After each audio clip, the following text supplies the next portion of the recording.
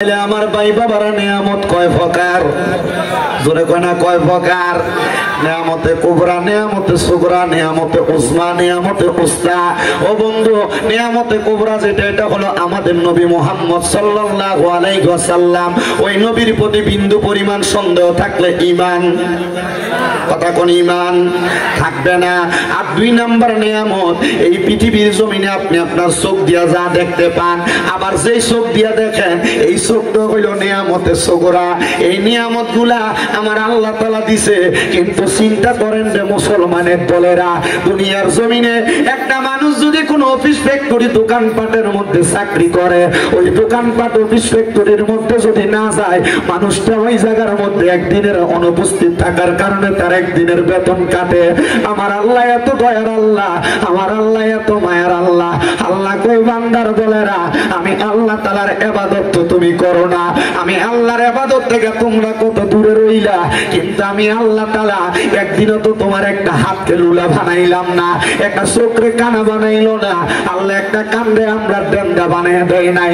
মাবুদ কেন এমন অবস্থা করলেন? আপনি কি বান্দারে শাস্তি দিতে পারতেন না? আমার আল্লাহ তো বান্দারে শাস্তি দিতে পারত, কিন্তু আমার আল্লাহ কয় বান্দা আমি শাস্তি দেই না।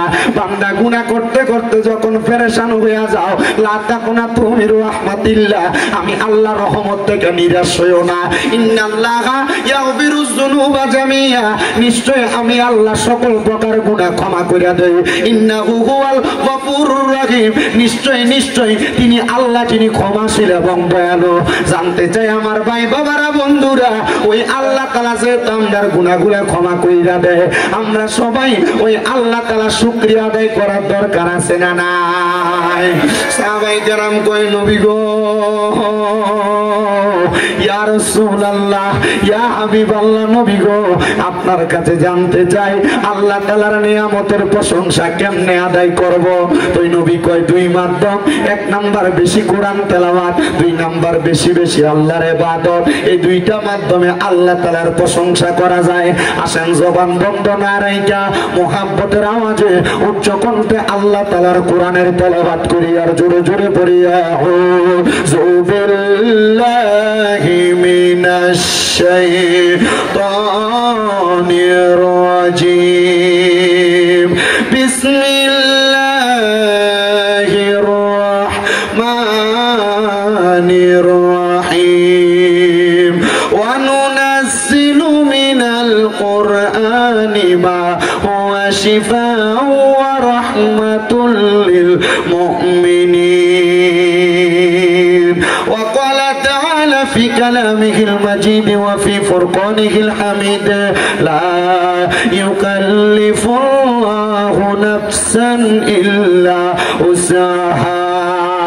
وقال في حديث الشريف عن انس رضي الله تعالى عنه قال سمعت رسول الله صلى الله عليه وسلم يقول ان من اشراط الساعه ان يرفع العلم ويكثر الزنا ويكثر الزنا ويكثر شرب الخمر ويقل الرجال ويكثر النساء حتى يكون ل50 امرأة القيم الواحد متفق عليه او كما قال عليه الصلاه والسلام. وقال في روايه الحديث ابن ماجه عن انس رضي الله تعالى عنه قال سمعت رسول الله صلى الله عليه وسلم الا انبئكم بخياركم قالوا بلى يا رسول الله قال خياركم الذين اذا ذكر الله عز وجل رواه ابن ماجه او كما قال عليه الصلاه والسلام. وقال في شان حبيبه ومحبوبه ومعشوقه مخبرا وآمرا إن الله وملائكته يصلون على النبي يا أيها الذين آمنوا صلوا عليه وسلموا تسليما. اللهم صل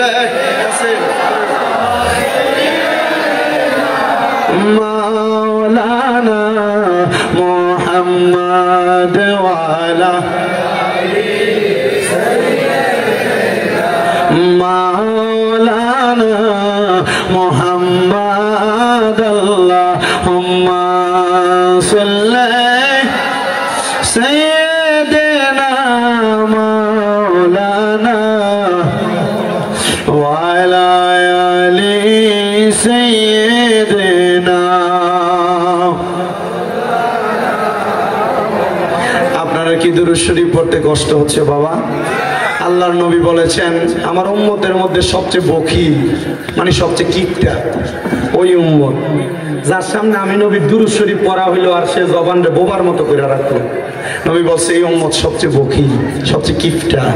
আমরা কি বখিল উম্মত? এখন আমরা বখিল উম্মত? নবীজি কয় উম্মত দুনিয়াতে সেই উম্মত আমি নবীর প্রতি যত বেশি দুরূদ শরীফ আদায় করবে জান্নাতের মধ্যে ওই উম্মত আমি নবীর তত কাছাকাছি থাকবে। জোরে কোন সুবহানাল্লাহ। তাহলে সবাই জোরে সোরে দুরূদ শরীফ পড়েন আল্লাহুম্মা সাল্লি মারহাবা মারহাবা সাই মাওলানা মুহাম্মাদ ওয়া আলা আলি সাইয়্যিদিনা रहमतल लिल आलमीन नबीजी रहमतेर खजीना रहमत दिए भरपुर करेन रहमत छाड़ा बाँची ना अल्लाहुम्मा सल्ली मौलाना मुहम्मद वाला आली सय्यिदना मौलाना मुहम्मद ला इलाहा इल्लल्लाहु ला इलाहा हस्बी रब्बी जल्लल्लाह मा फी क़ल्बी गैरुल्लाह पढ़ेन हस्बी ला मा फी क़ल्बी गैरुल्लाह नूर मुहम्मद पढ़ेन नूर मुहम्मद ला इलाहा इल्लल्लाह ला इलाहा इल्लल्लाहु नमाज रोजा साइरोना के हो माँ बाবার খেদমত চাইরোনা বল নামাজ রোনা কে हो माँ बाবার খেদমত চাইরোনা আমার নবীর দরদ বইল না আমার নবীর আমার নবী তোমায় বলবে না লা ইলাহা ইল্লাল্লাহু লা ইলাহা আরে অনেক দূরে মদিনা আমরা কেমনে যাব জানি না বলে অনেক না আমরা কেমনে যাব জানি না হায়রে দয়া আল্লাহ দয়া করেন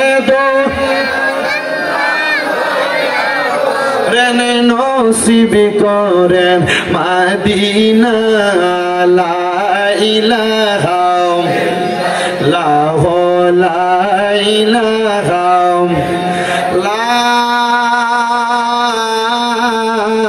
ইলাহা ইল্লাল্লাহু মুহাম্মাদুর রাসূলুল্লাহ সাল্লাল্লাহু আলাইহি ওয়াসাল্লাম। হে আমার রামপুর খলিফা বাড়ি এলাকার ভাই বাবারা ও আমার পর্দার অন্তরালের মা বোনেরা আমরা তো জীবনে গুনাহ কম করি নাই।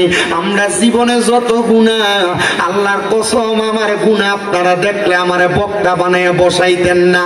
দাড়ি পাকা বুড়া বুড়া মুরব্বী বাবারা একবার চিন্তা করে দেখেন আপনার জীবনের গুনাহ যদি আপনার ফুতে দেখতো আপনার বাপ কইয়া ডাকতো না। এই যুবক ভাই আপনার জীবনের গুনাহ যদি আপনার মা দেখতো সন্তান কইয়া পরিচয় দিত না। পর্দার অন্তরালের মা ও মা তোমার জীবনের গুনাহ যদি তোমার সন্তান দেখতো মা কইয়া পরিচয় দিত না। মা গো মা আর কত গুনাহ করবা গো মা, জীবনের গুনাহ করা এখন থেকে বন্ধ করো গো মা। জানুনি গো মা, জানুনি গো আমার আব্বাজিরা, এই গুনাহ করার কারণে একদিন আপনারে আমার জাহান্নামের আগুনের মধ্যে জ্বলা লাগবো। হায়রে জাহান্নামের আগুনের মধ্যে পড়লে আমার সন্তান আমারে বাঁচাবো না, আমার বাপ আমারে বাঁচাইতো না, আমার বন্ধু বান্ধব বাঁচাইতো না। আল্লাহর নবী ডাক দিয়ে কই উম্মতের দলেরা ওই সময় তোমারে দুইটা জিনিস বাঁচাইবো। নবী গো দুইটা জিনিস কি? আমার নবী কয় আল্লাহর কোরআন থেকে ইন্নাল্লাযীনা আমানু ওয়া আমিলুস সলিহাত, নিশ্চয়ই নিশ্চয়ই ঈমান এবং আমল দুইটা জিনিস তোমারে বাঁচাইবো। শুধু বাঁচাইতো না, কানাত লাহুম জান্নাতুল ফেরদাউসি নুজুলা, আল্লাহ তাআলা তুমি ওই বান্দা নেক আমল করার কারণে, নেক আমল এবং ঈমান রাখার কারণে তুমি বান্দারে জান্নাতুল ফেরদাউসে রাখবো। আর এই ঈমান এবং আমল যেই ব্যক্তিগুলা ভালো রাখতে পারে আমার আল্লাহ কোরআনে কয় উলাইকা হুম খায়রুল বারিয়া, এরা হইল দুনিয়ার সবচাইতে ভালো মানুষ। হায়রে ও আমার ভাই বাবারা, আপনার ঈমানটা ঠিক আছে নি? এই কথার গ্যারান্টি আপনারে কে দিব? আপনার মনটা আমলগুলা এখনো ঠিক আছে কিনা এটার গ্যারান্টি কে দিব? জীবনে কত গুনাহ করছেন, আপনার গুনাহগুলা মাফ হইছে নি? এই গুনাহগুলা কেমনে মাফ করাইবেন?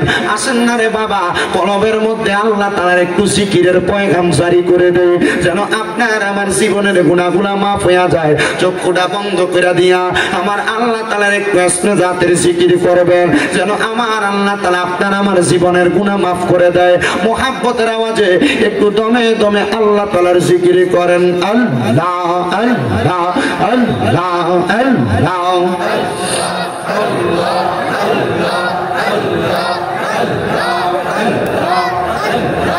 আল্লাহ আল্লাহ আল্লাহ আল্লাহ বান্ধব নাই, বান্ধব নাই গো মারহাবা। আল্লাহ আল্লাহ কবর দেশে বান্ধব নাই, বান্ধব নাই গো মারহাবা। আল্লাহ আল্লাহ আল্লাহ আল্লাহ আল্লাহ আল্লাহ আল্লাহ আল্লাহ আল্লাহ আল্লাহ আল্লাহ জবান খুলে আল্লাহ আল্লাহ একটা গুনাহ নাই। আল্লাহ আল্লাহ আল্লাহ আল্লাহ বান্ধব নাই, বান্ধব নাই গো মারহাবা। আল্লাহ আল্লাহ কবর দেশে বান্ধব নাই, বান্ধব চাইবে কে তোমাকে ঈমান আমল কিছু নাই, তোমার বান্ধব নাই, বান্ধব নাই গো মারহাবা। আল্লাহ আল্লাহ নবী সারা আপন কে গো নাই গো মুমিন ভাই, নবী সারা আপন কে গো নাই মারহাবা। আল্লাহ আল্লাহ নবী সারা আপন কে গো নাই গো মুমিন ভাই, নবী সারা আপন কে গো নাই মারহাবা।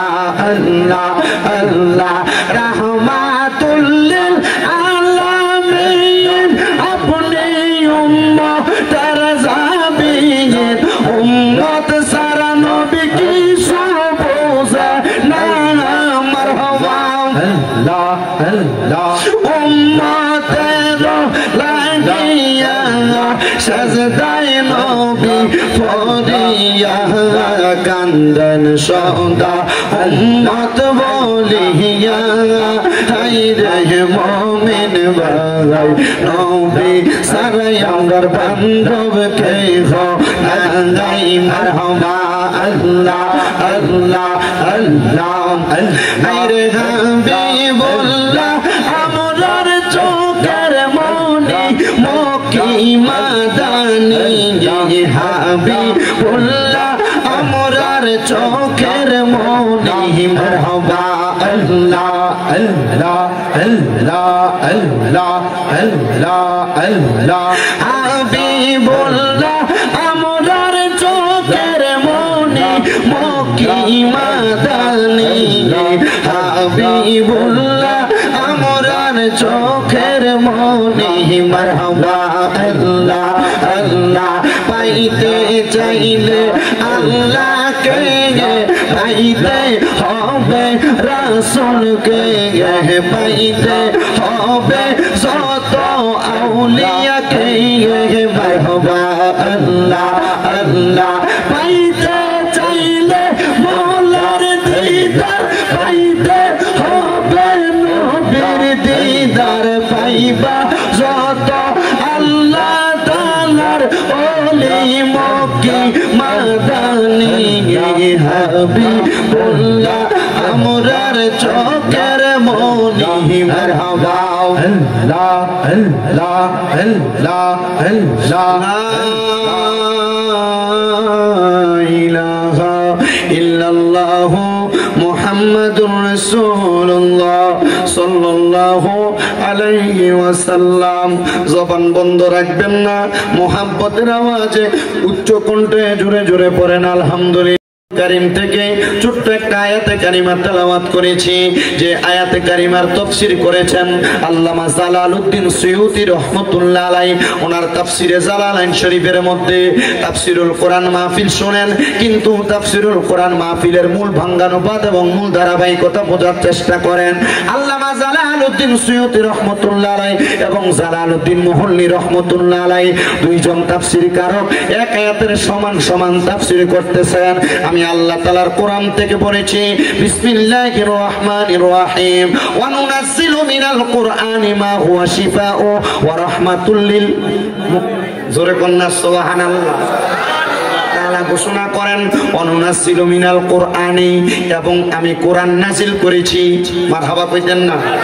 মা হুয়া শিফাউ, আল্লাহ তাআলা এটাকে শেফা হিসেবে মানে রোগের নিরাময়কারী হিসেবে, ওয়া রাহমাতুল লিল মুমিনিন, কাদের রোগের নিরাময়কারী হিসেবে, মুমিনদের রোগের নিরাময়কারী হিসেবে আল্লাহ তাআলা কোরআন নাজিল করেছেন। ও মুসলমান, কোরআন কেমনে মুমিনের জন্য নিরাময়কারী? এবার রাসূল সাল্লাল্লাহু আলাইহি ওয়াসাল্লাম বলে, ও জগতের বান্দার দলেরা, ও জগতের উম্মতের দলেরা, যখন তোমরা আল্লাহ তাআলার কোরআনের দিকে তাকাইবা, তোমাদের যে কোনো রোগের কথা স্মরণ হইলে আল্লাহ তাআলার কোরআনে তোমাদের সকল রোগের চিকিৎসা আছে। এবার আপনারা বলেন, আল্লাহ তাআলার কোরআনে আমাদের সকল রোগের শিফা আছে না নাই? আরো জোরে কোন আছে না নাই? ও বাবা, আমরা সমাজে কত ফতোয়া, হুজুররা দিয়া কোরআন খতম করান যাইতো না, হুজুররা দিয়া সাবা খতম করান যাইতো না, এত রকমের খতম নাকি হুজুররা বাইর করছে।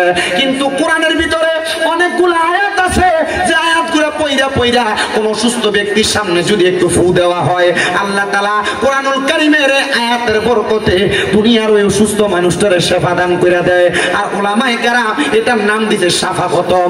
আপনারা হয়তো জানেন, ও বাবা, কোরআনুল কারীমের কতগুলা কোরআনের আয়াত পড়ে, কিন্তু এর মধ্যে সর্বশ্রেষ্ঠ একটা সূরা হইল, যে সূরাটার নাম হলো সূরাতুল ফাতিহা। ওই সূরা ফাতিহার একটা না, দুইটা না, তিনটা না, আল্লাহ তাআলার কোরআনুল কারীমের সূরা ফাতিহার 19টা অর্থ হয়, 19টা অর্থ হয়। সূরা ফাতিহার 19টা অর্থের মধ্যে একটা অর্থ হইল উম্মুল কোরআন, উম্মুল কোরআন মানে কোরআনের মা। আর একটা অর্থ হইল আয়াতুশ শিফা, সূরা ফাতিহার একটা অর্থ হইল মানে রোগ নিরাময়ের সূরা।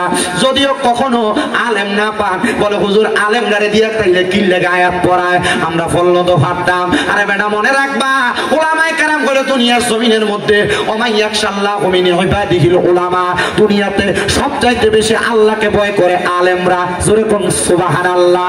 সবচাইতে বেশি ভয় করে আলেমরা, এজন্য আলেমরা দিয়ে মানুষ খতম পড়ায়। বলে মার কবরের সামনে মার লেগে ফুটে না বেশি করে ফেরা দোয়া করব।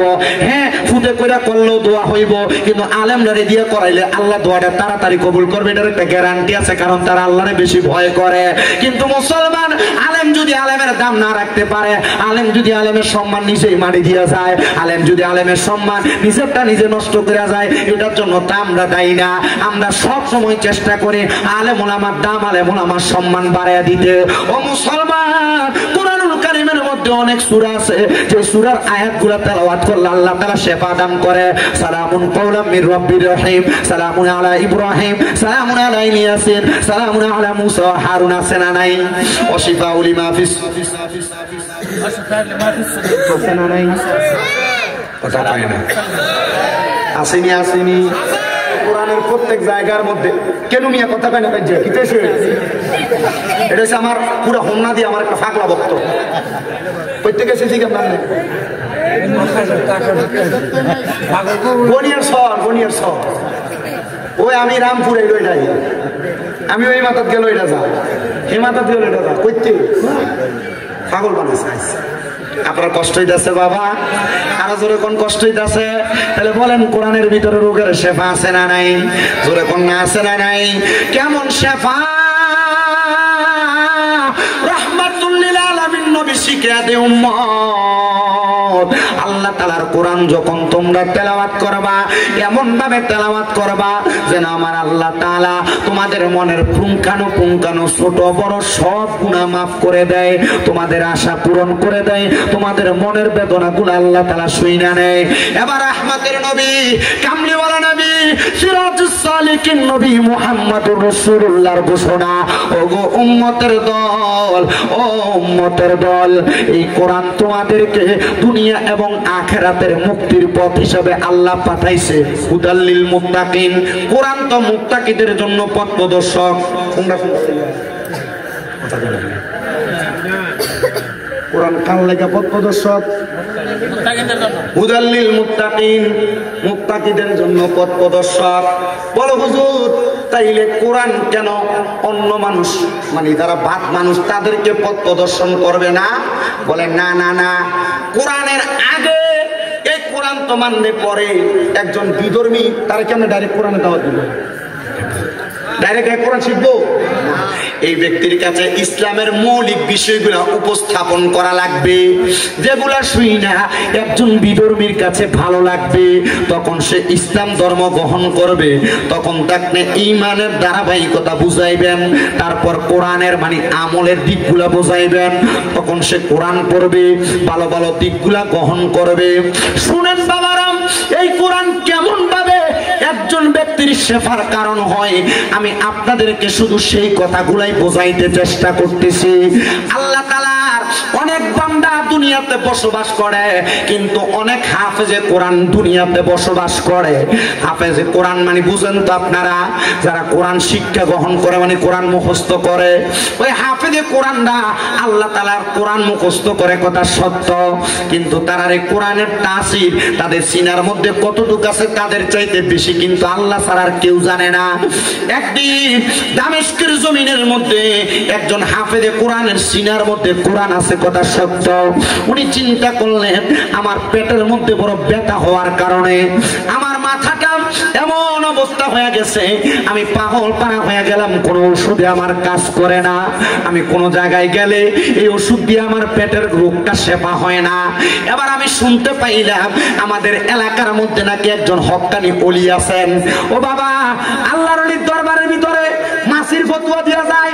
আরে বাবা, নবী যখন দুনিয়াতে ছিলেন, নবীজি দুনিয়া থেকে রওজা মুবারকে যাওয়ার আগে দুনিয়ার জমিনের ভিতরে এই দুনিয়াতে মাসির যে ফতোয়া মারে আপনার কাছে, এগুলা তো আপনারা বুঝাই দিয়ে গেছে গা, আপনারা এরপরে আর বুঝার মতো আপনি চিন্তা করতেছেন আর কইছে এটা সহি, এটাই সহি, এটাই সহি না। আরে বাবা, মাজারওয়ালা এই ব্যক্তিগুলা তো আল্লাহর ওলি, এই ব্যক্তিগুলা তো হক্কানি। কিন্তু হ্যাঁ, আরেকটা কাহিনী আছে, আপনার এই অত্র অঞ্চলের ভিতরে বিভিন্ন জায়গায় মাজারের ভিতরে আছে না, আল্লাহর ওলির নাম দিয়ে মাজারের ভিতরে বেরিয়ে দিয়ে গান করে। কথা ঠিক আছে নি ভাই? কথা ঠিক আছে নি? মাজার মানে গান বাজনা না তো, মাজার মানে আল্লাহর ওলির দরবার মানে গান বাজনার জায়গা না। আল্লাহর ওলির দরবার মানে তরিকত, শরীয়ত, হাকিকত, মারফত সব শিক্ষা গ্রহণের জায়গা। সুবহানাল্লাহ নাই দো, সুবহানাল্লাহ নাই দো।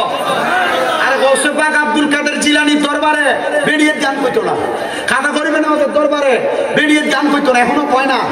হযরতে বাহাউদ্দিন নকশবন্দির দরবারে বেরিয়ে গান কইতো না, এখনো কয় না। মুজাদ্দেদ আল ফাসানির দরবারে এখনো বেরিয়ে গান কয় নাই, ভবিষ্যতে কইতো না। মনে রাখেন বাবা, মনে রাখেন, মাথায়ও রাখেন, আল্লাহর ওলিরা মানুষকে সত্য ধর্ম এবং দিন শিখাইতে আসে। তো আল্লাহর ওলিরা হক, এই আল্লাহর ওলিদের ওসিলা দিয়ে যখন আমরা দোয়া করি তখন আমরা কাছে ওসিলা কই ফেলি। ওসিলা দিতে কে কইছে? ডাইরেক্ট আল্লাহর কাছে যাবি। ওসিলা দিতে আল্লাহ কইছে, আল্লাহর কোরআন ওয়াবতাকু ইলাইহিল। আল্লাহ নিজে বলতেছে ওসিলা তালাশ করার জন্য। আমরা আল্লাহর কথা মানি, বলেন কার কথা মানি? আমার কথা না, আল্লাহ কোরআনের কথা। আমরা আল্লাহর কোরআনের কথা মানি। আমার সাথে জিজ্ঞান, আমার সাথে শুনি কত পুকুরে জিজ্ঞান, আমি মিশা কথা বলে দিতেছি। আল্লাহর কোরআন বলে ওসিলা দেওয়ার জন্য। ওসিলা কাট দিবেন? হক্কানি রব্বানি ব্যক্তিদের ওসিলা দিবেন। কথা কোন না, হক্কানি রব্বানি ব্যক্তিদের ওসিলা দিবেন। কেমন ওসিলা দিবেন? এবার ওই হাফেজে কোরআন বলতেছে আমার পেটের মধ্যে বড় পীড়া, দামেস্কের জমিনে বড় মাপের আল্লাহর ওলি, ওই আল্লাহর ওলি ওনার দরবারের মধ্যে কত মানুষ আসা যাওয়া করে, কত মানুষ আসা যাওয়া করে। ওই মানুষগুলা আল্লাহর ওলির কাছে যায় কত রকমের কথা বলে, কিন্তু বাবার আপনারা মনে রাখবেন সব সমস্যার সমাধান করে দেয় কি? ধরে বলেন না কে? আল্লাহ করে দেয়, কিন্তু আল্লাহর বলিরা সামান্য ওসিলা মাত্র। ও বন্ধু, হাফেজে কোরআন বলে আমি নিয়ত করলাম, মনে মনে চিন্তা করলাম আমার পেটের মধ্যে তো এত ব্যথা, আগামীকালকে সকালবেলা আমি বাড়ির মধ্যে যাইয়া আল্লাহ তাআলার কোরআন তেলাওয়াত করব। এই কোরআন তেলাওয়াত করলে আল্লাহ তাআলা যদি এই আল্লাহর বলির ওসিলায়, আল্লাহর বন্ধুর ওসিলায় আমার পেটের পীড়া, আমার পেটের ব্যথা যেন আল্লাহ ভালো করে দেয়। ওই ছাত্র হাফেজে কোরআন উনি বলেন আমি আল্লাহর বন্ধুর মাজারের সামনে, মাকবারার সামনে দাঁড়ায়া দাঁড়ায়া আল্লাহ তাআলার কোরআন তেলাওয়াত করলাম। কোরআন তেলাওয়াত করার পরে আমি যখন তেলাওয়াত করতেছি হঠাৎ করে দেখলাম আস্তে আস্তে আমার পেটের ব্যথা নিবারণ হয়ে যাচ্ছে, আমার পেটের মধ্যে কোনো ব্যথা নাই। আমি বাড়িতে চলে গেলাম, যাওয়ার পরে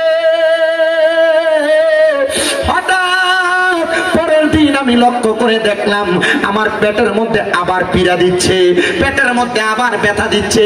এমন টাইমে আমি আবার নিয়ত করলাম হযরতে ফতে আলী সুবহানী রহমাতুল্লাহ আলাইহি নামক ওই আল্লাহর ওলির মাকবারার সামনে, মাজারের সামনে যায়া আমি আবার আল্লাহ তাআলার কোরআনুল কারীম তেলাওয়াত করব।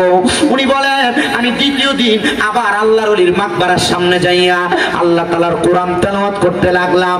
কোরআন যখন তেলাওয়াত করতেছি আবার আমার আল্লাহ তাআলা আমার পেটের ব্যথা নিবারণ করে দিছে। জোরে জোরে বলেন সুবহানাল্লাহ, মুহাব্বতে কন্যা সুবহানাল্লাহ। এবার আল্লাহর ওলিটা লক্ষ্য করে দেখতেছে, সামনে দিয়ে আসো, তুমি এদিক দিয়ে পেছন দিয়ে যাও, পেছন দিয়ে, সামনে দিয়ে মানুষের ডিস্টার্ব দিও না। আল্লাহর ওলির মাকবারার সামনে আমি যখন দ্বিতীয়বার কোরআন তেলাওয়াত করলাম আমার পেটের ব্যথা নিবারণ হয়ে গেছে।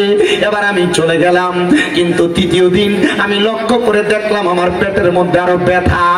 আমি আবার আল্লাহর ওলির মাকবারার সামনে দাঁড়ায়া দাঁড়ায়া আল্লাহ তাআলার কোরআন তেলাওয়াত করা শুরু করলাম। কিন্তু অন্যদিন আমি যখন কোরআন তেলাওয়াত করতাম আমার পেটের ব্যথা সাথে সাথে নিবারণ হয়ে যাইত, কিন্তু আমার পেটের ব্যথা নিবারণ হচ্ছে না, মানে পেটের ব্যথা যায় না। আগের 2 দিন কোরআন তেলাওয়াত করছে, পেটের ব্যথা গেছে গা, পরের দিনও করছে গেছে গা, কিন্তু তৃতীয় দিন কোরআন তেলাওয়াত করে পেটের ব্যথা। ছেলেটা চিন্তা করতেছে আমি এমনি কোরআন তেলাওয়াত করলাম, এই বাচ্চাটির একটু আওয়াজ দিতে বললো, কোরআন জানি হারবার করে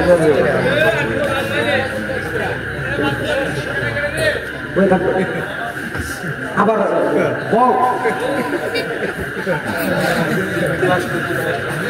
সাপ যখন খুঁজছি তখন দরকার লাগছে, অনার দরকার লাগছে।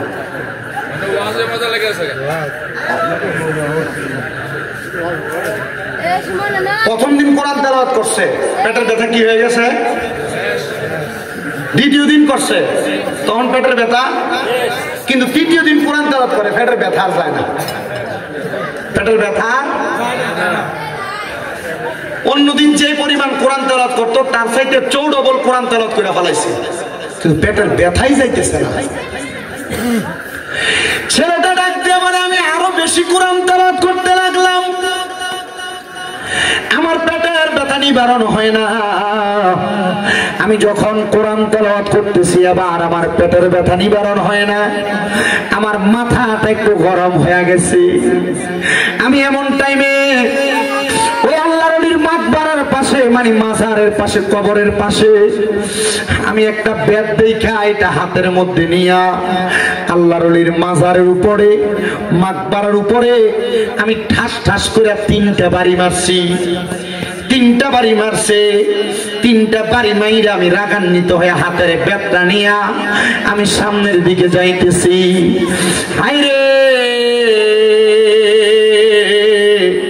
যখন আমি সামনের দিকে যাই দেখলাম আমার চোখের সামনে একজন ব্যক্তি দাঁড়ায় গেছে। ওই ব্যক্তির শরীরের কাপড়গুলা এলোমেলো, দেখতে তত সুন্দর লাগে না, যেটার আমরা পাগল মনে করি। একবারে পাগলের মতো আমার সামনে দাঁড়ায় গেছে। আমি জিজ্ঞাইলাম, কে আপনি? পরিচয় কি গো? আপনার পরিচয় কি? উনি ডাক দিয়া কয়, আমার পরিচয় জানা লাগবে না রে হাফেজ সাহেব। এত রাগান্বিত, হাতের মধ্যে ব্যাট নিয়ে যাও কই? বলে পেটের মধ্যে বড় ব্যথা, সামনে তাইকা সরো, নচেত এই ব্যাট দিয়া তোমারে আঘাত করব। এবার পাগলা ডাক দিয়া কয়, তুমি মনে করছো কবরের উপর বাড়ি দিয়া বাচ্চা গেছো আর আমারে বাড়ি দিয়া বাচ্চা যাইবা? না না না, বাঁচতে পারবা না। হাফেজ সাহেব, আমি এমন কথা শুই না থমকে গেলাম। আমি আর তার সাথে কথা বাড়াইলাম না। আমি বললাম, আমি যে কবরে বাড়ি দিছি কেউ তো দেখেন নাই, আপনি দেখলেন কেমনে? আমারে ডাক দিয়ে কয়, বাবা পেটের মধ্যে ব্যথা, আগে তোমার ব্যথাটা তুমি সারাইতে চাও কিনা বলো? বলে, হুজুর সারাইতে চাই। এবার ওই হাফেজ সাহেব ডাক দিয়ে কয়, ওই পাগল ব্যক্তিটা কি যেন পইরা আমার পেটের মধ্যে ওনার হাতটা বুলিয়ে দিছে। বুলানোর সাথে সাথে আমার পেটের মধ্যে যে ব্যথা ছিল ওই ব্যথাটা নিবারণ হয়ে গেছে। আমার পেটে কোনো ব্যথা নাই। আর আমারে বলছে, আর কোনোদিন আমার পেটের মধ্যে ব্যথা হবে না, আমার পেটে ব্যথা হবে না। এই কথাটা বলার সাথে সাথে আমি একটা লাফ দিয়া ওই পাগল ব্যক্তিটার পায়ের মধ্যে ধরে ফেলাইছি। আমি বললাম, হুজুর, ও আমার প্রাণের হুজুর, আমি আপনার কদমের মধ্যে ধরে বলি গো হুজুর, আপনার কদমে ধরে বলি হুজুর, আপনি বলেন না আমার পেটের ব্যথা আপনি যে ভালো করে দিলেন, আপনি এমন কি আল্লাহর ওলি? আমি তো এতদিন পর্যন্ত মরা ওলির কবরের ভিতরে যে কোরআন পড়ছি, আমি আপনার এতদিন পর্যন্ত চিনি নাই। উনি ডাক দিয়ে কই, পাওটাকে ছাড়ো, তারপর আমার পরিচয় জানো। উনি আবার পাওটা ছাড়ার পরে ওই পাগল ব্যক্তিটা বলে, এবার তুমি আমার দিকে একটু তাকাও। এই তাকাও কথাটা বইলা ওই পাগল ব্যক্তিটা পিঠের মধ্যে থেকে পিছন দিক থেকে ফিরা, পিঠের উপর থেকে কাপড়টা ফিরে দিয়া ডাক দিয়ে কই, তাকায় দেখো তো আমার পিঠের মধ্যে কয়টা দাগ দেখা যায়? বলে, আপনার পিঠের মধ্যে দাগ দেখা যায় 3টা। এরে হাফেজে কোরআন, ওই কবরের মধ্যে বাড়ি দিছিলা কয়টা? বলে, বাড়ি দিছিলাম 3টা। বলে, 3টা বাড়ি আমার পিঠের ভিতরে লাগা রয়েছে রে, আমি তোর বাড়িগুলা সহ্য করতে পারি নাই। তুই যখন বাড়ি দিয়া আমার কবরের সামনে থেকে চলে আসো, আমি আমার মাওলার কাছে ফরিয়াদ জানাইছি, আল্লাহ আমার একবার ক্ষমতা দাও, আমি দুনিয়াতে যাইয়া ওই হাফেজে কোরআন রে তার পেটের ব্যথাটার জন্য আরেকবার দোয়া কইরা দিয়ে আসি। হাফেজে কোরআন কয়, বুঝলাম না, আমি তো কবরের সামনে বাড়ি দিছি, কবরের মধ্যে বাড়ি দিছি, আপনার পিঠে আসলো কেমনে? আর আপনি বা কেন আমার পেটের ব্যথা 2বার বালা হয়েছে, 3য়বার বালা করাইলেন না? ডাক দিয়া কয়, বাবারে ব্যথা তো মাফ করার মালিক আল্লাহ, ব্যথা দেওয়ার মালিক আল্লাহ। কথা কোন, কথা কোন, কথা কোন। আমার এত রোগ হয়, এতে জ্বর হইয়া রয়েছে। গত পরশুদিন মাহফিল করছি, পরশুদিন তো করলাম বাঞ্ছারামপুর করিগঞ্জ দিয়েছি, বাঞ্ছারামপুর করিগঞ্জ ফেরিঘাটের এখানে স্টেজ থেকে নামার পরে দাঁড়াইতে পারতেছি না, গাও একবারে থরথর করে কাঁপতেছে। ড্রাইভারে কইলাম, তাড়াতাড়ি যে কোনো ফার্মেসির সামনে আমার গাড় করেছে। তেমন ভারতের মতো টাইনা গেছে গরিপুর পর্যন্ত। গরিপুর পর্যন্ত যায়া তো মোটামুটি এক হসপিটালের সামনে নিয়ে ঢুকাইছে। এনে যাও না তো, আমার কাছে ডাক্তার আছে, আপনারা হয়তো পরীক্ষা দিব, রক্ত পরীক্ষা করতে না। কইছে, বুঝছি গাড়ি করে আসলে তো রক্ত বাইক করলে এটা আমার কাছে ভালো লাগতো না। এমনি একবার রক্ত দিছি আলহামদুলিল্লাহ, কিন্তু আমার সে এটা আমার কাছে ভালো লাগতো না। জ্বর হয়েছে, ঠিক আছে, আগে বাইর যাই, ফেলে দেখতাম, এনে কোনো কামটা হইতো না। আমি কাছে তাওয়াক্কাল তো আল্লাহ রাসূল, আগে বাড়ির যাই, পরে কুমিল্লাতে যাইয়া কুমিল্লার টেলিফোনা সমনিতে আলিফ ফার্মেসি আছে, আমার এক ভাই মুজাম্মেল ভাই, ওনারা কইলাম ভাই শব্দ আছে, পরে মাপ দিয়ে কইলাম না 160 ডিগ্রি, পরে মাপ দেওয়ার পরে কি সাপোজ ভিতরে বুঝ যেটারে কই আর কি এটি দিছে, আর ওষুধ পাল্টাই দিছে, এটি লইয়া মোটামুটি দেখলাম যে পরের দিন থেকে একটু একটু ভালো আছে। আজকেও গতকালকে দুইটা মাহফিল করতে পারছি, আজকেও দুইটাই যে আপনাদের একটা সুন্দর করে করতেছি। শরীর এখনো পর্যন্ত মোটামুটি ভালোর দিকে, বাকিটা এখন থেকে নামার পরে বুঝতে পারবো। আপনার দোয়া করবেন আমার লেগা। আমি কইলাম যে আল্লাহ, আমি যদি ওয়াজ মাহফিলে না যাইতে পারি, মানুষ আমার বাজে বলবে। শরীর অসুস্থ হয়ে গেলে মানুষ বোঝে না, আসলেই বোঝে না।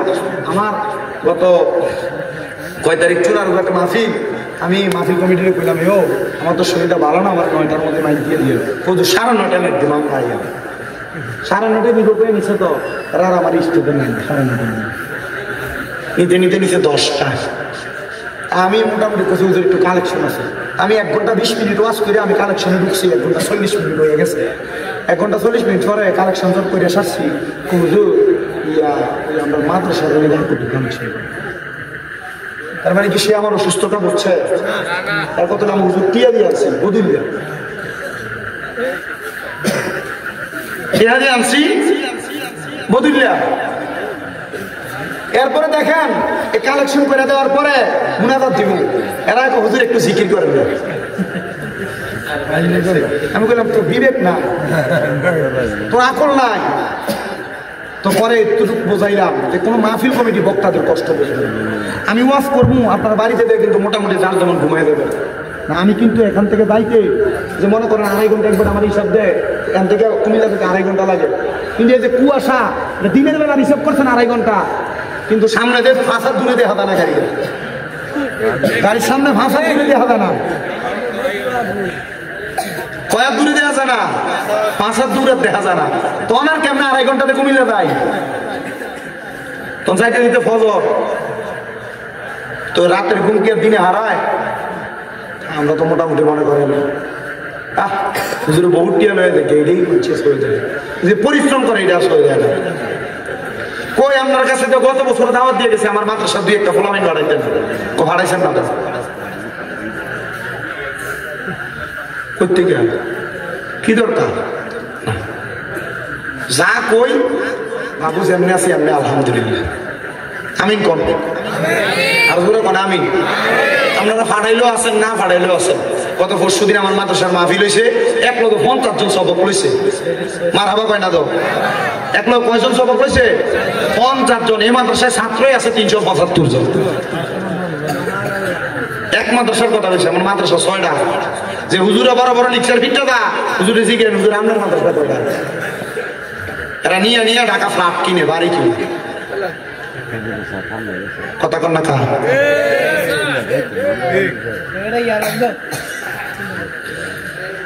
আপনার কষ্ট হইতেছে না তো? আমি আপনারা বেশিক্ষণ কষ্ট দিতাম না। 11টা বাজে মাত্র। আল্লাহ কবুল করো। একটু দুরূদ শরীফ পড়েন। সালাতুন ইয়া রাসূলুল্লাহ, সালামুন ইয়া হাবিবাল্লাহ, আলাইকুম সালাতুন ইয়া রাসূলুল্লাহ, সালামুন ইয়া হাবিবাল্লাহ। মদিনার মাটি যদি হইতাম, নবীজিকে বুকের মাঝে রাখিতাম, সালাতুন ইয়া রাসূলুল্লাহ, সালামুন ইয়া হাবিবাল্লাহ, আলাইকুম সালাতুন ইয়া রাসূলুল্লাহ, সালামুন ইয়া। হাফেজে কোরআন একটা ডাক দিয়া কয়, পাগল পাগল, আপনার কাছে জানতে চাই, তাইলে আপনার কবরে বাড়ি দিলাম, এই বাড়ি যদি আপনার ফিডে লাগে। এ পাগল, তাহলে আমি যে আপনার কবরের সামনে দাঁড়ায় দাঁড়ায় কোরআন পড়ছি, প্রথম দিন আমার ব্যথা তো মাফ হয়েছিল, দ্বিতীয় দিন পড়ছি মাফ হয়েছিল, তৃতীয় দিন পড়ছি ব্যথা কেন বাড়লো? পাগল একটা ডাক দিয়া কয়, কোরআনে হাফেজ, ব্যথা দেওয়ার মালিক আল্লাহ, নেওয়ার মালিক আল্লাহ, বাড়াইয়া দেওয়ার মালিক আল্লাহ, কমাইয়া দেওয়ার মালিক আল্লাহ।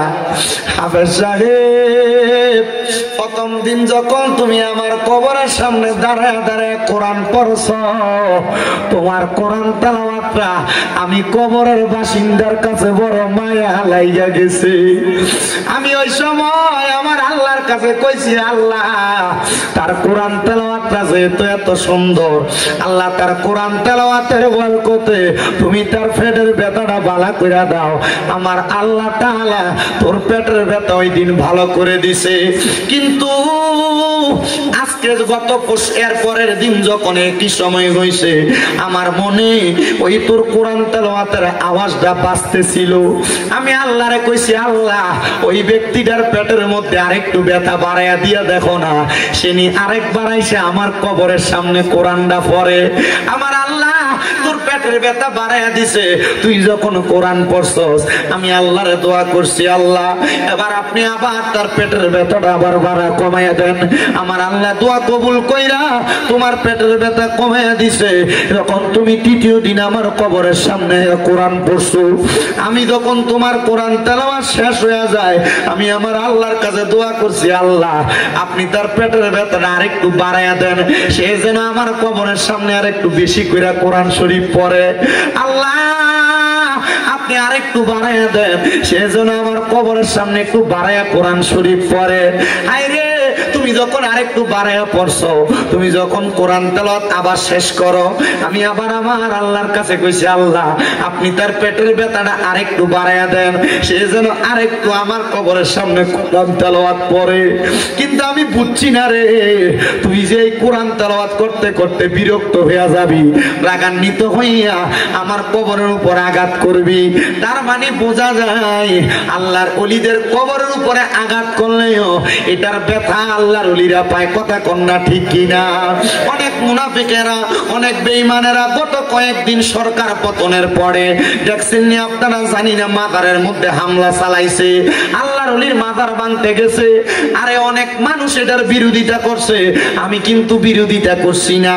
আমারে যখন কেউ আয়া কয় হুজুর দেখছেন নি এরা তো যায় যায় মাজার ভাঙ্গালায়, আমি কইছি বেশি করে ভাঙতো ক, বলে হুজুর মা এটা কেমন কথা কন? আমি কইছি এরা মাজার ভাঙতে গেছে, মাজার কিন্তু ভাঙছে না। কয় হুজুর কেন গো? আমি কইলাম এরা তো মাজার ভাঙতে দেয় শুধু উপরের ইট পাথরটি সরাইছে, এরারে কইয়া দেখো 3.5 হাত মাটির তল পর্যন্ত যাইতে যাইয়া দেখবো ওই জায়গার মধ্যে মাজারওয়ালা জিনিস শুয়ে রইছে রে, তাজা আল্লাহর ওলিরা শুয়ে রইছে। আরে কেউ শেষ পর্যন্ত ভাঙ্গে নাই, উপর দিয়া ভাঙ্গা ভাঙ্গা চলে আসছে, রাতের অন্ধকারে সোরার মতো যায় যায় ভাঙছে। ঘোষণা দিয়া যদি সুন্নিরা আল্লাহর ওলির মাজার ভাঙতে যাইতো, আল্লাহর কসম সুন্নিরাও তাদেরকে প্রতিহত করত। মনে রাখবেন আমার আল্লাহর নবী ঘোষণা করে, আল্লাহ তাআলা হাদিসে কুদসির মাধ্যমে জানায়া দেয় মানে আতালি ওয়ালিয়ান ফাকাদ আযামতুহু বিল হারব।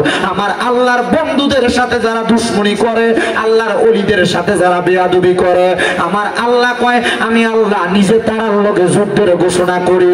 এবার আপনারা বলেন বাবারা, আল্লাহর ওলিদের লগে বেয়াদবি করলে যদি আমার আল্লাহ যুদ্ধ ঘোষণা করে, আল্লাহর লগে যুদ্ধ করার ক্ষমতা দুনিয়ার কোনো মানুষের আসেনি রে বাবা, নাই নাই নাই। আল্লাহর লগে যুদ্ধ করতে যাইবা, আল্লাহর লগে যুদ্ধ করতে গেলে ফেরাউনের নমরুদের মতো জুতার বাড়ি খেয়ে মরা লাগবো।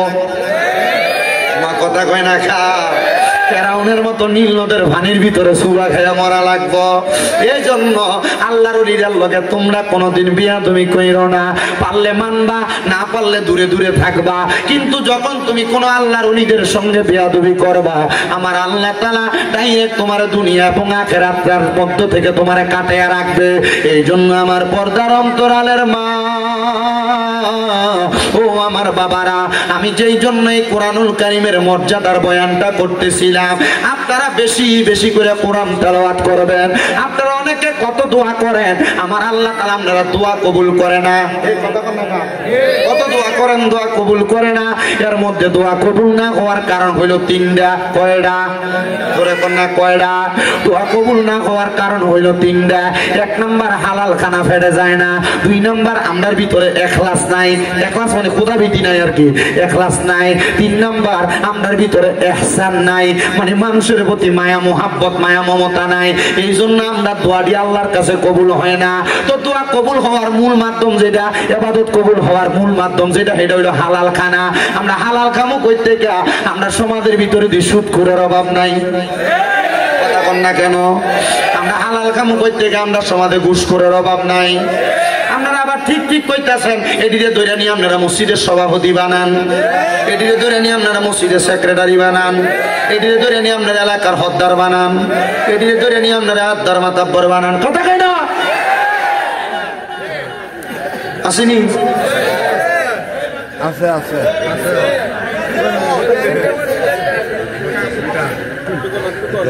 যদি কয় আমরা সুৎকা সভাপতি মানে সুৎকা মসজিদের সাত ডালে দিয়ে দিছে বেটা, মসজিদের রডটি দিছে লাগে বেটা সভাপতি। কথা কেন বেটা দিয়ে এলাকার ঘুষখোর, বেটা দিয়ে মানুষের জমি দখল করে খা, বেটার মসজিদের সেক্রেটারি মানে সুৎকা না, মসজিদের টাইলস দিছে বেটা। কথা কেন আছে না নাই?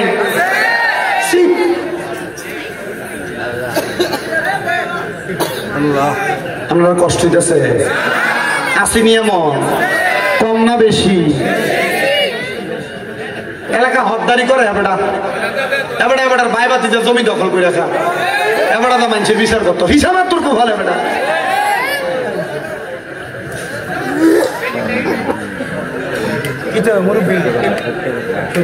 সত্য কথা বলে ওই এমন আছে না নাই? মানুষের জমি দখল করে মানুষের বিচার করতো হত্যা। সাধনে বয়ে বয়ে দেখবেন লম্বা লম্বা কথা এই সুৎকুর আর গোসুর কি করে তোর আর করে নুরা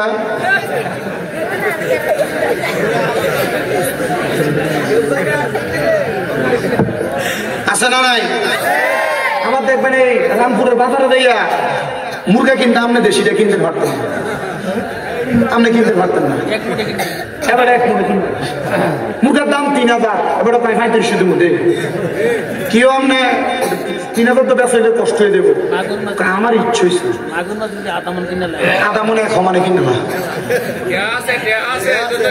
ঠিক আছে। এই প্রত্যেকে আছে কথা কয় না? আছে না নাই?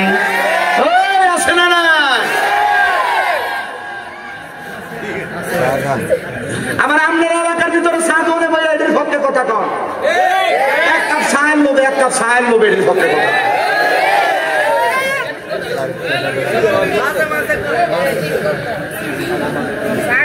কথা কথা বলেন এমন আছে না নাই?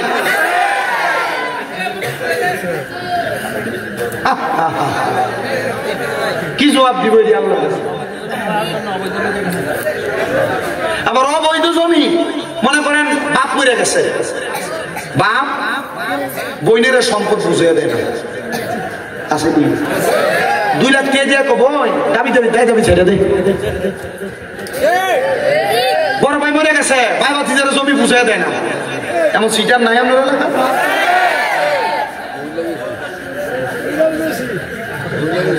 আল্লাহ এটি থেকে আমরা হেফাজত করব, আমিন কর। আমার বাজানেরা কষ্ট হইতেছে, গভীর মনোযোগ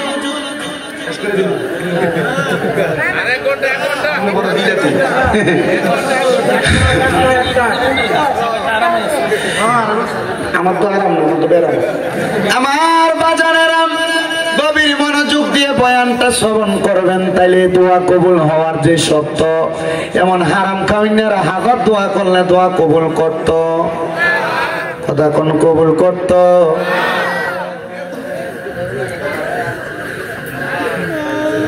আল্লাহরে ভয়ও করা লাগবো, মানুষের প্রতি ইহসানও করা লাগবো, মায়া দয়াও করা লাগবো, লাগবো নি।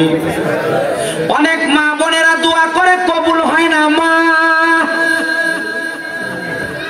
মা বোনেরা মনোযোগ দিয়ে শোনো গো মা, তোমরা জান্নাতে যাওয়া বড় সহজ গো মা। আল্লাহর নবী শিখিয়ে দেয়, কোন মহিলা যদি 4 কাম করে জান্নাতি। কয় কাম? নবী গো 4 কাম কি?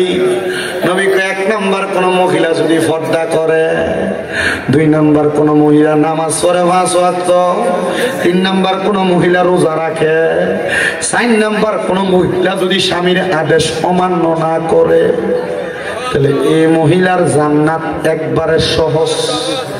এ মহিলার চাইতে বড় আল্লাহর ওলি দুনিয়াত নাই। মারহাবা কোন মারহাবা কোন মা গো মা নামাজ পড়ো পর্দা করো রোজা রাখো কিন্তু জামাই যদি অন্য কোনো কথা একটু থেকে একটু টের বেটের একটা দমক দাও জামাইয়ের কথাটার মানো না আল্লাহর কসম তোমার নামাজ কামে লাগতো না রোজা কামে লাগতো না লাগবো না না কথা বলে না মনে লাগবো দিনের বেলা তকরা করে রাত্রবেলা অন্যদিকে মুখ ফিরে রাখে অন্যদিন বাচ্চা থাকতো এক পাশে জামাই বউ এক লগে ঘুমাইতো যেদিন ঝগড়া হয় দিন বাচ্চা মাঝখানে অন্যদিন কি তো আপনার কষ্ট হইতেছে এবার আমরা কই যা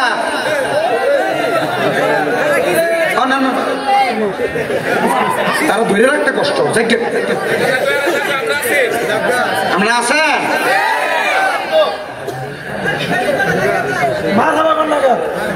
হয় না তো মার হওয়া এটা কইয়াতে মুর্শিদ ভাইয়ে আরো জোরে কোন মার হাওয়া অন্যদিন জামাই বউ ঘুমাইতো দুই বালিশে কিন্তু মা বোন দোয়া কবুল হইব কেমনে আপনি কত দোয়া করেন ঘর থেকে রোগ বালা মুসিবত ছাড়ে না আরে ছাড়বো কেমনে মা আপনি তো আপনার জামাইয়ের মন খুশি রাখতে পারছেন না কথা কন আমার বাবারা আমার বন্ধুরা ও পর্দার অন্তরালের মা বোনেরা দোয়া কবুল হওয়ার মূল মাধ্যমের ভিতরে আরেকটা মাধ্যম স্বামীর মনটারে খুশি রাখা লাগবো স্বামীর মনটা যদি অখুশি রেখে আপনি রাত্রবেলা ঘুমান আমার আল্লাহর আযাবের ফেরেশতারা আপনারে লানত দিব মহিলারা স্বামীর আদেশ মানতে চায় না স্বামী তাদেরকে কত রকমের আদেশ করে শুনতে চায় না কিন্তু আল্লাহর নবী বলে কোন মহিলা তাদের স্বামীর আদেশ ছাড়া বাবার বাড়ি তো যাইতে পারবে না কিন্তু বাবার বাড়ি দূরের কথা বেটি পুরা হুমনা বাজার ঘুরে চইলাইয়ে জামাইয়ের খবরও থাকে না 3 বছর দাবাত দিতেন না দিলে কি তৈব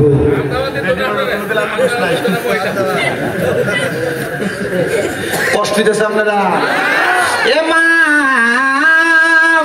যদি জান্নাতে যাইতে চাও গো স্বামীর আদেশ মানবা স্বামীর দমক সহ্য করবা স্বামীর কথাগুলা মাইন্না মাইন্না চলবা আমার নবী কয় এক একটা মহিলাকে আমি নবী পানির সাথে তুলনা করলাম নবী গো কেন বলে পাথরের সাথে তুলনা করি নাই নবী গো কেন কেন কেন বলে পাথর যেই কোনো জায়গায় রাখা যায় না কিন্তু পানিকে যেই পাত্রে রাখবা সেই পাত্রের মধ্যে থাকবে একটা মহিলা যদি পানির মতো হইয়া যায় ওই মহিলা সংসারে কোনোদিন অশান্তি হবে না ওই মহিলা কোনোদিন সাংসারিক জীবনে অশান্তি পাবে না ওই মহিলা কোনোদিন তার পারিবারিক ভাবে অশান্তি পাবে না এই জন্য আমার খুলনার মা বোনেরা রামপুরের মহিলারা আপনারা কোনোদিন আপনাদের স্বামীর অমান্য করবেন না স্বামীর অবাধ্য হবেন না স্বামীর কথা অমান্য কইরা চলবেন না দেখবেন গো মা শান্তির অভাব হবে না কিন্তু অনেক মহিলারা কই হুজুর স্বামীরে মানতাম কেমনে বেড়া সিগারেট খেয়ে বানিতে আসে বিড়ি খেয়ে বানিতে আসে হুজুর বাথরুমের গুয়ের গন্ধ এত ভালো লাগে জামাইয়ের মুখের সিগারেটের গন্ধ একটাই তার দুর্গন্ধ তখন আর এই বেডির আর জামাইরে ভাল লাগে না সুইটারে ভাল লাগে কথা কয় না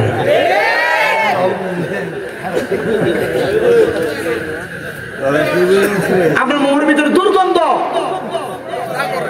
ফসা গন্ধ আপনার বউ আপনার রাত্রবেলা গেলে আপনার পাশে দিয়ে শুইব কেমন আপনি আমার বেরিয়ে ভালো লাগে না তখন আর এটা বন্ধ করার লাগবো না আল্লাহ দোহাই লাগে যে পোলা পান অথবা যে ভাইয়েরা সিগারেট খায় এরা জিজ্ঞাসা করে দেখেন শিক্ষক কার কাছে এরকম একদিন আমার এক ভাই কইছিল কোন রকম একটা টান দিয়ে দেওয়া হচ্ছে একদিন কোন রকম একটা টান দিয়ে দেওয়া হচ্ছে না তারা বানাইছে বা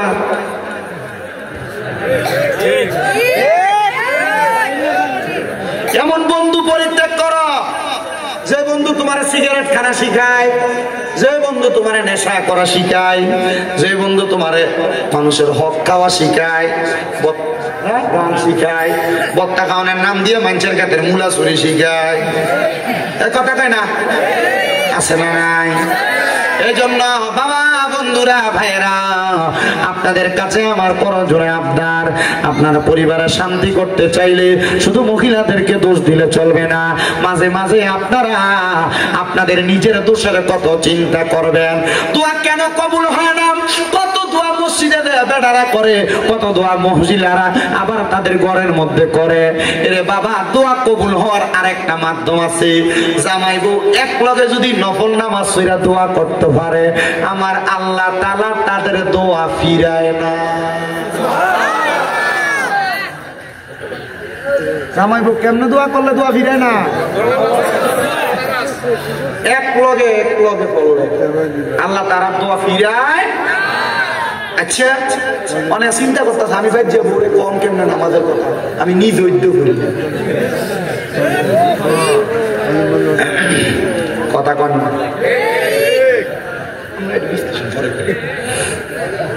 ঠিক আছে নি? জামাই বউ এক লগে, ওই যে বাসর রাইতে এক লগে ভরাই দিছিল 2 টাকা, আর কোনদিন ভরছে কিনা সন্দেহ। পড়ার দরকার আছে না নাই? দরকার আছে না নাই? ও বন্ধু, ও নবীর উম্মতের দলেরা, এমন দোয়া কে করছে জানো? এমন দোয়া করছে আল্লাহ তাআলার পয়গম্বর হযরতে জাকারিয়া আলাইহিস সালাতু ওয়াস সালাম। বয়স বড় বৃদ্ধ হয়ে গেছে জাকারিয়া নবী। তো জাকারিয়া নবী ছিল হযরত মরিয়ম আলাইহিস সালাতু ওয়াস সালামের খালু। হযরত মরিয়ম আলাইহিস সালাতু ওয়াস সালামের খালু। তো মরিয়ম আলাইহিস সালাতু ওয়াস সালাম যখন ছোট, মরিয়ম আলাইহিস সালাতু ওয়াস সালামের বাবা মারা যাওয়ার পর ওনারা লালন পালনের দায়িত্ব এ পড়ছিল জাকারিয়া নবীর উপরে। মারহাবা কোন? আর জাকারিয়া নবী ছিল বাইতুল মুকাদ্দাস মসজিদের ইমাম সাহেব। মারহাবা। 4 জন ইমামের ভিতরে উনি একজন ইমাম। মরিয়ম আলাইহিস সালামের বাবা ছিল আরেকজন ইমাম, উনি মারা গেছেন, উনি ছিলেন দ্বিতীয় নম্বর। মারহাবা। হযরত জাকারিয়া পয়গম্বর মরিয়ম আলাইহিস সালাম রে কুলি পিঠে করে মানুষ করার পরে যখন মরিয়ম আলাইহিস সালাম বড় হয়ে গেছে, জাকারিয়া পয়গম্বর আমার আল্লাহর কাছে দোয়া করে, আল্লাহ আমার মরিয়ম এখন আর আমার কাছে নাই গো আল্লাহ, আল্লাহ তুমি যদি আমার একটা ইবাদিকা সলিহিন নেক সন্তান দিতা, তাহলে আমি জাকারিয়া নবীর মনের আশাটা পূরণ হইতো, আমার কলিজা ঠান্ডা হইতো। জাকারিয়া নবী দোয়া কইরা কানতে কানতে বাড়িতে গেছে, চোখের পানি মুছতে মুছতে জাকারিয়া নবীর স্ত্রী জাকারিয়া নবীরে দেখা ডাক দিয়ে কই, স্বামী গো এমন ভাবে কান্না করতেছেন, কান্না করার কারণটা কি জানতে চাই। ডাক দিয়ে কই, স্ত্রী এমন ভাবে কান্না করার কারণটা তুমি জানতে চাও? আমি কান্দি আল্লাহ যেন আমার একটা সন্তান দেয়। বলে কেন? কারণ একটা সন্তানের দোয়ার কারণে আল্লাহ তাআলা মা বাপরে মাফ কইরা দেয়। হায় রে,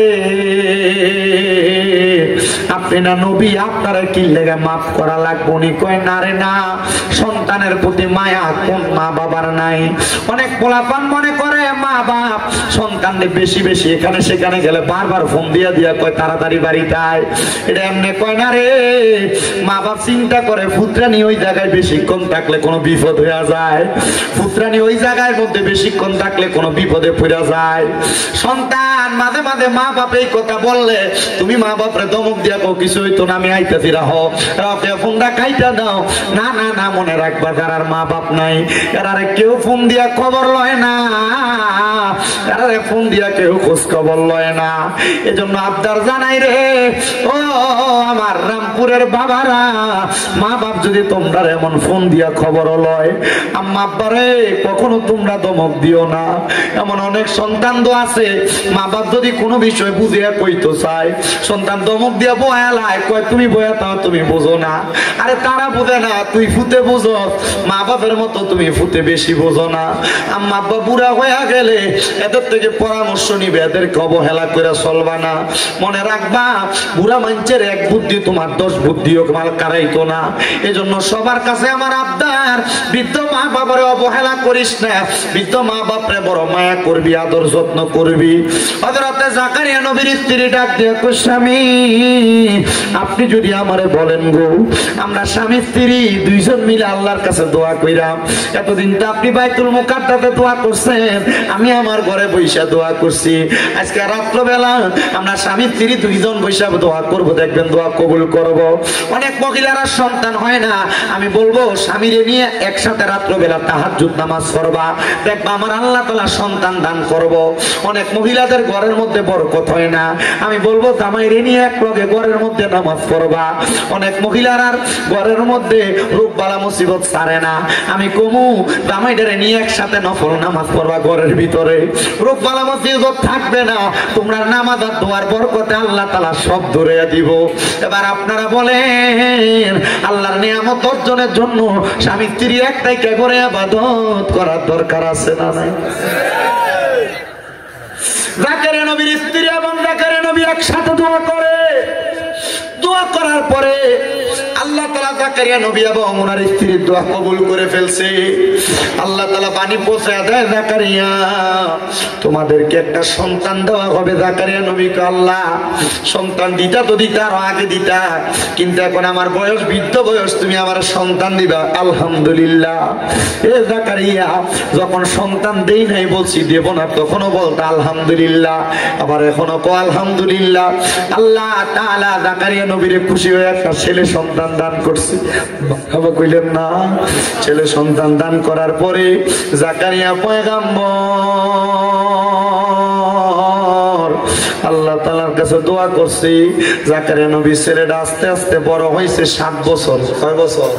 জাকারিয়া নবীর ঘর দুইটা, একটা ইবাদতখানা আর একটা হলো আলাদা সাইডের মধ্যে ইবাদতের জায়গা, একটা ইবাদতখানা আর একটা নিজে থাকার জায়গা।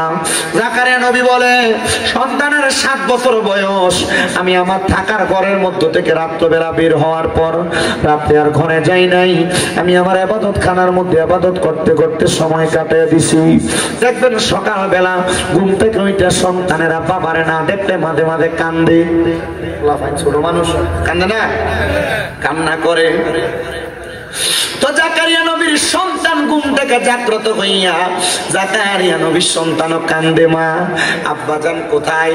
মা জননী দেখা দিতে তোমার আব্বাজান ওই ঘরের মধ্যে। এবার মা জননীর কথা শুনি না 7 বছরের ছেলে হাঁটতে হাঁটতে ঘরের মধ্যে প্রবেশ করলেন।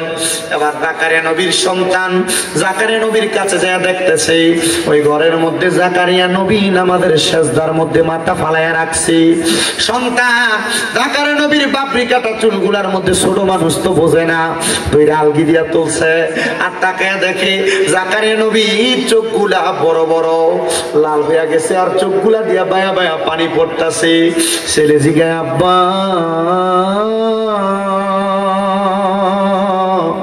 ও আব্বা, আপনার চোখের মধ্যে কেন এত পানি? জাকারিয়া নবী কান্দে, হাত ডাক দিয়া কয়, বাবা মারাত্মক জায়গা রে, ওই কবরের পরে হাসর মিজান ফুসেরা 3টা জায়গা আছে জান্নাতের আগে। ওই কবর থেকে জান্নাত পর্যন্ত যে 3টা কঠিন জায়গা, ওই 3টা কঠিন জায়গা পাড়ি দেওয়ার সহজ করার যে মাধ্যম, এটা হলো বান্দার চোখের পানি। আপনি না নবী, আপনি কি লাগে এটার জন্য কান্দেন? কয় উম্মতের শিখাই। জাকারিয়া নবী কয়, ফুটের এই কথা বইলা আমি আমার সন্তানকে কুলে নিয়ে ঘরে চইলা গেছি। বলছি আমার স্ত্রী খাবার রেডি করো, আমি গোসল কইরা খাবার ভক্ষণ করবো আমার সন্তানকে নিয়ে। জাকারিয়া নবী গোসল করতে চলে গেছেন, শেষ করে ঘরে এসে জিজ্ঞাসা করে, আমার সন্তান কোথায়? ওনার স্ত্রী বলতেছে, আমি তো জানি আপনার সন্তান আপনার সাথে। উনি বলে, আমি জানি তোমার সাথে। ও বন্ধু, ও নবীর উম্মতের দল, আশিকে রাসূল ভাই বাবারা, জাকারিয়া পয়গম্বর ওই জায়গার মধ্যে দাঁড়ায় থাইকা ডাক দিয়া কই, স্ত্রী আমার সন্তান বুঝি ঘরের মধ্যে নাই? খুঁজতে খুঁজতে জাকারিয়া পয়গম্বর ওই এলাকার পাহাড়ের গুহা একদম বাদ রাখে নাই, গাছের আড়াল খেজুরের বাগান বাদ রাখে নাই, কোনো মানুষের বাড়ি ঘর বাদ রাখে নাই, কোন জায়গার মধ্যে জাকারিয়া নবী ওনার সন্তানটারে খুঁজা খুঁজা পাইতেছে না। 7 দিন হয়ে গেছে, জাকারিয়া নবী ওনার সন্তানরে ঠোকাইয়া পাইতেছে না। জাকারিয়া নবী আমার আল্লাহর কাছে কান্দে, আল্লাহ এতদিন পর্যন্ত সন্তান দিছো না। আমি জাকারিয়া নবীর মনের ভিতরে কোনো কষ্ট ছিল না, এই বয়সের সন্তান দিলা, এখন সন্তানের বয়স 7 হয়ে গেছে, সন্তানদের 7 দিন কুইজা পাই না। আল্লাহ আমি জাকারিয়া নবীর কাছে ভালো লাগে না। জাকারিয়া নবী কান্দে কান্দে কান্দে, একটা খেজুর গাছের সাথে হেলান দিয়া কান্দতে কান্দতে ঘুমিয়ে গেছে। গায়েবী ভাবে আওয়াজ আসে, জাকারিয়া সব জায়গায় তো খুঁজলা, যে ঘরের ভিতরে তুমি যাইয়া আমি খোদারে ডাকো, ওই ঘরের ভিতরে যাইয়া সন্তানটারে কুইজা দেখছো নি? উনি বলে ঘুম থেকে লাফ দিয়ে উঠছি, একটা দৌড় মাইরা ঘরের ভিতরে ঢুইকা গেছি, যে দেখতাছি রে আমার 7 বছরের ছোট ছেলে সেদার মধ্যে পড়া রইছে, মাথা ডালগি দিয়ে তোলা দিয়া আমি তাকে দেখছি 7 বছরের পোলাটার চোখ গুলা লাল হইয়া রইছে, চোখ দিয়া বায়া বায়া পানি পড়ে। ডাক দিয়ে কইলাম বাবা রে, এই ঘরের মধ্যে 7 দিন তুমি কি করো? সন্তান ডাক দিয়া আব্বা 7 দিন আগে আপনি না আমারে বলছিলেন এই কবরের মধ্যে টাইকা জান্নাত পর্যন্ত যাওয়ার জন্য হাসর মিজান ফুলসিরাত নামক যে কঠিন জায়গা আছে, ওই জায়গাটা পাড়ি দেওয়ার মূল মাধ্যম চোখের পানি। আব্বা আমার আল্লাহ তো আমি সন্তানরেও মাফ দিত না, এই জন্য আমি কান্দি, আমার আল্লাহ যেন আমারে মাফ কইরা দেয়। চিন্তা করছো নি রে ও আমার হোমনা রামপুরের বাবারা, তোমার 7 বছরের পোলারা মোবাইলে কার্টুন না লাগিয়ে দিলে ভাত খায় না, মোবাইলের ভিতরে টিকটক ভিডিও না লাগিয়ে দিলে সন্তান ভাত খাইতে পারে না। আর ওই সন্তান 7 বছরের বয়স আল্লাহ তাআলার কবরের ভয়ে কান্দে। কান্না করার কারণ হইল উনি বলতেছেন আমার আব্বা জানের কাছ থেকে শিক্ষা। সন্তানের জন্য জাকারিয়া নবী কান্দে আর কয় আল্লাহ তোমার কাছে আবাদে কাসলিহি একটা সন্তান চাইছি, এমন একটা সন্তান দিছো, এই সন্তান দিয়ে আমার চাইতে তোমারে বেশি ডরায়। আল্লাহ গো তুমি আমার সন্তানটারে কবুল করো। আমার আল্লাহ তাআলা কবুল কইরা নিছে। এই সন্তানের দল তোমার বাপ্পা তোমার জন্ম দেওয়ার পরে নিজের চিন্তা তত বেশি করে নাই, জাকারিয়া নবী ওনার সন্তানের চিন্তা বেশি কইরা আমার আল্লাহর কাছে কাঁদছে। আপনার মা বাবা আপনারে জন্ম দেওয়ার চাইতে আরো বেশি কাঁদতাছে।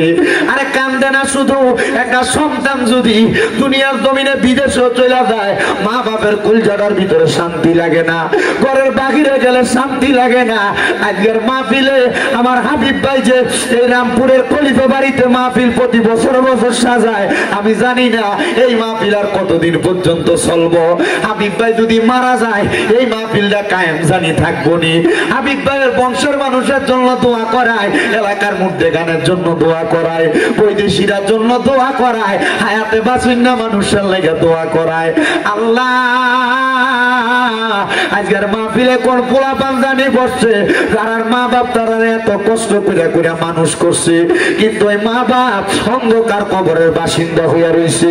মাহবুব পর্দার অন্তরালে কোন মাইয়া জানি বসছে, তারা আজকে মা অন্ধকার কবরে মাহফিলে নাই। আল্লাহ কোন মাইয়াটা জানি পর্দার আড়ালে বইসা রয়েছে, তার আব্বা দুনিয়ার জমিনের মধ্যে নাই, তারা আছে। মাহবুব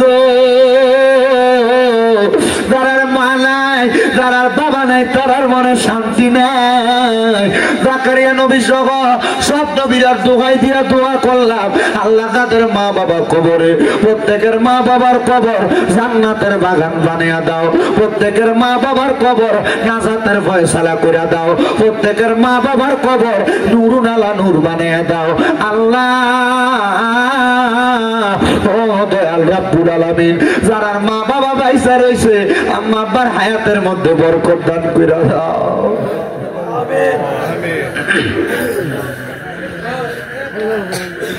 হে আমার কুমিল্লা হোমনার রামপুরের বাবা, যদি কেউ ওই মা বাপরে কষ্ট দিয়া থাকো, আল্লাহর দোয়া আমি সব মাহফিলে কই তারার কাছে দেয়া মাফ চাইবা, নচেত আমার ওয়াজ শুনা তোমার কোনো লাভ নাই।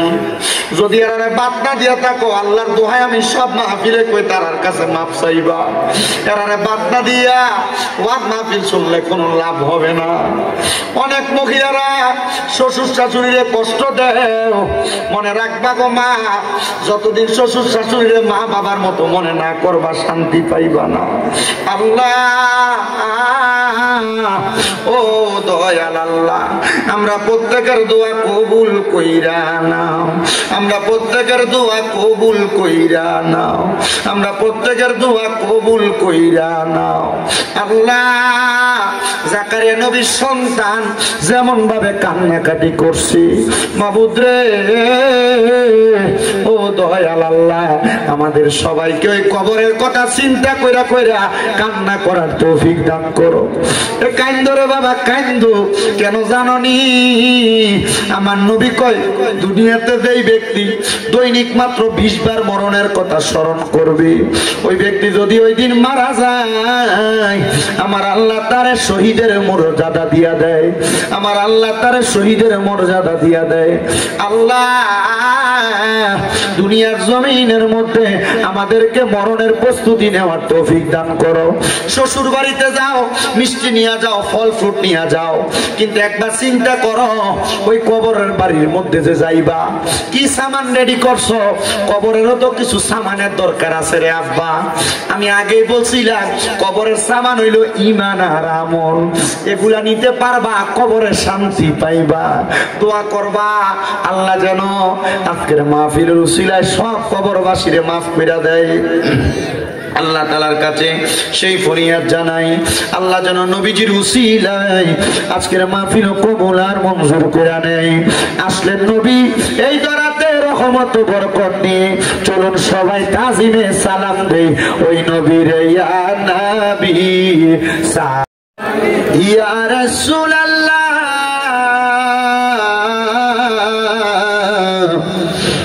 ইয়া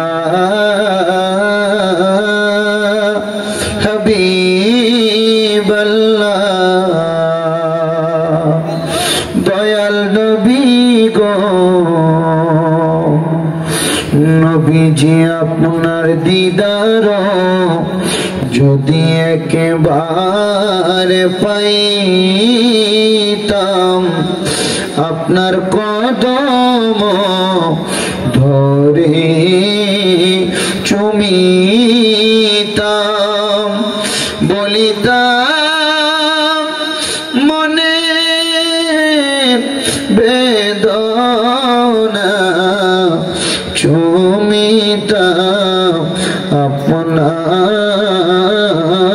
ওয়াজা ইয়া নবী। সবাই কাতার করুন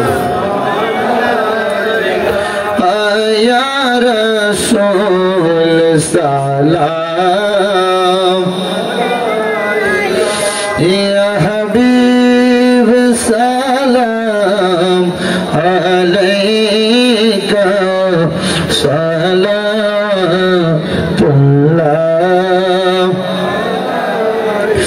মায়ার নবীজি ওগো উম্মতের দরদি আমার নবী গো, আমরা মরণে থাকিব একা, আমরা কবরে যাই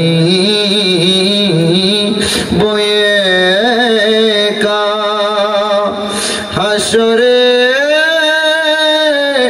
উঠিব একা, পাই যেন আপনার দেখা ইয়া নবী সালাম ইয়া রাসূল ইয়া হাবিব সালাম সালাওয়াতুল্লাহ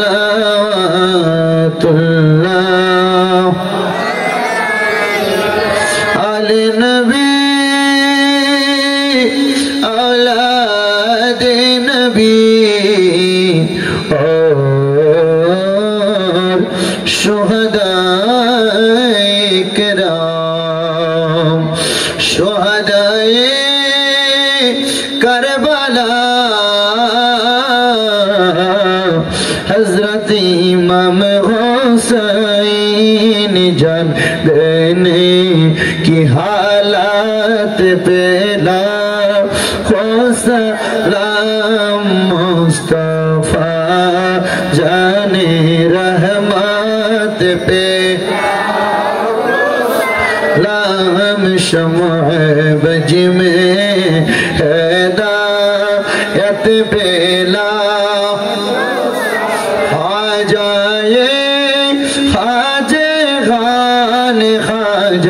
غریب نواز اس مہینوں دینوں ملات پیلا ہو سلام مصطفیٰ جان رحمت پیلا لام شمع بج میں ہدایت پیلا یا پاک پنجاتن لاکھوں سلام یا پاک پنجاتن لاکھوں سلام یا پاک پنجاتن لاکھوں سلام یا پاک پنجاتن لاکھوں سلام یا حسن شاہ حسین لاکھوں سلام یا حسن شاہ حسین لاکھوں سلام کربلار قربانی স্মরণ করো প্রাণ ভরে সকলে নামাজ পড়ো বালাগাল উলা বিকামালিহি